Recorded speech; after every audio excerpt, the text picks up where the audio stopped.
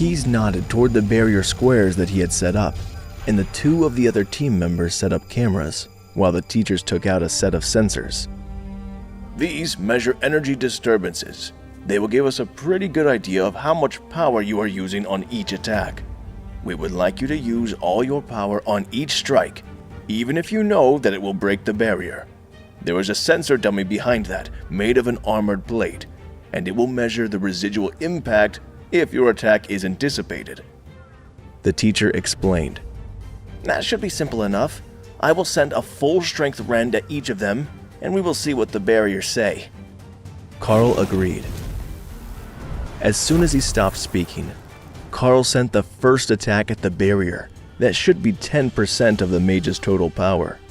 The barrier shattered without any hesitation, and the plating behind the barrier lit up with the impact. Not bad. Keep up the pace, and then we will have you continue your attacks on the barrier that you can't break to test your endurance. The teacher reminded him. The second attack likewise shattered the barrier without issue, but the third left the rend attack visibly dimmed. The fourth barrier seemed for an instant like it wasn't going to hold, but it also flickered and collapsed, nullifying the attack the same way that Karl had been nullifying attacks against the school's mages during practice for the last 2 weeks. After seeing that, Karl knew that a simple rend was not going to take out the next barrier, no matter what he tried to do, and the teacher wouldn't call multiple concurrent attacks a win for actual attack power. So, he held the rend on the claws of his new gauntlets and slashed at the barrier with his hand.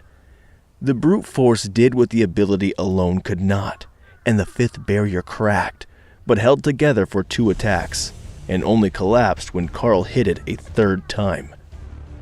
Karl coated the claws on both gauntlets and fiercely attacked the 6th barrier, leaving claw marks on the magical shield that quickly reformed to a smooth surface.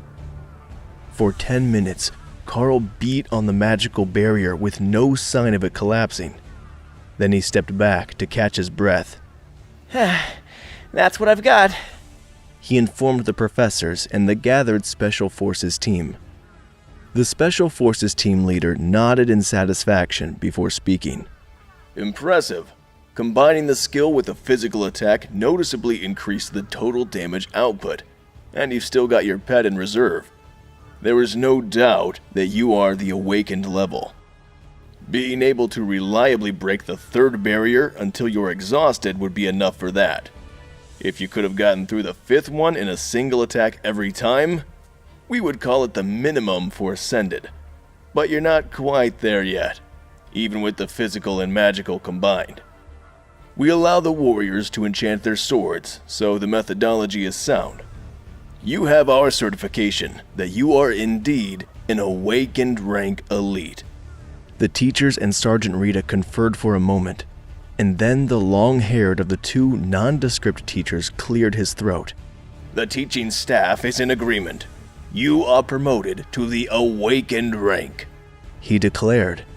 Student Dana, please step forward to begin your test, Sergeant Rita requested as the Special Forces Mage recast the spells.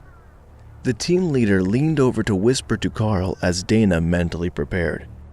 The reason it has to be 1 attack is that if there was an actual mage on the other side of that barrier, they would be reinforcing it constantly to keep their defenses up.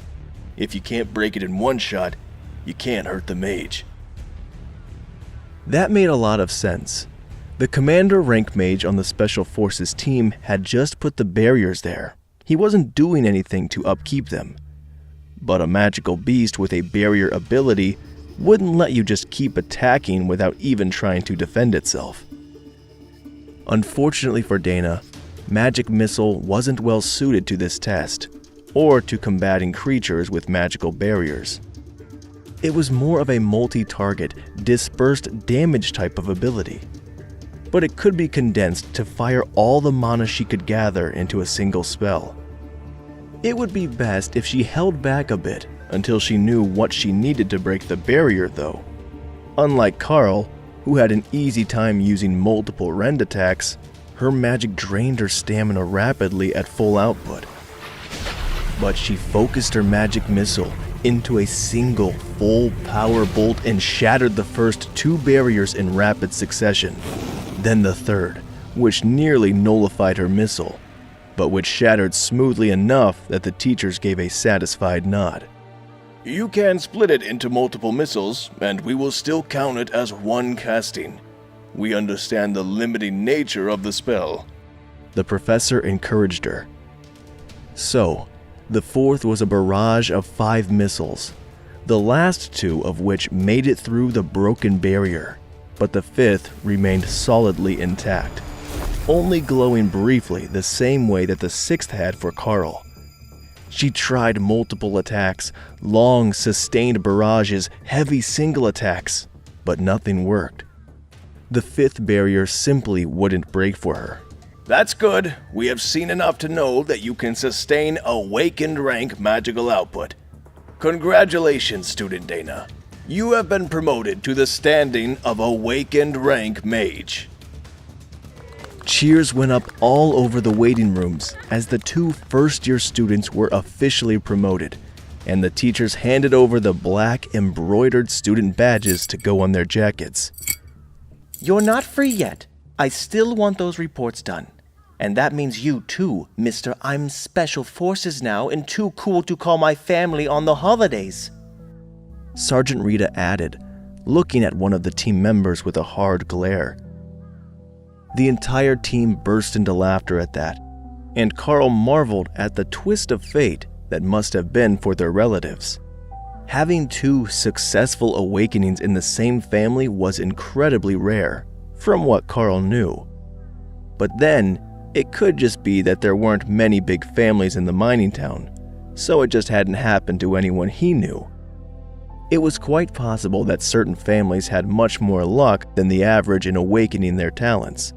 The so-called blessed families, as the nobility referred to themselves, but for compatibility with the serum and not the relation to royalty. Hey amazing viewers, it's Karl here. Thanks for sticking with us. By the time of the release of this video, only 13% of our viewers have joined the party by subscribing, and 87% of you might miss out on our next mind-blowing video. So, what are you waiting for? Hit that subscribe button and join the exclusive club.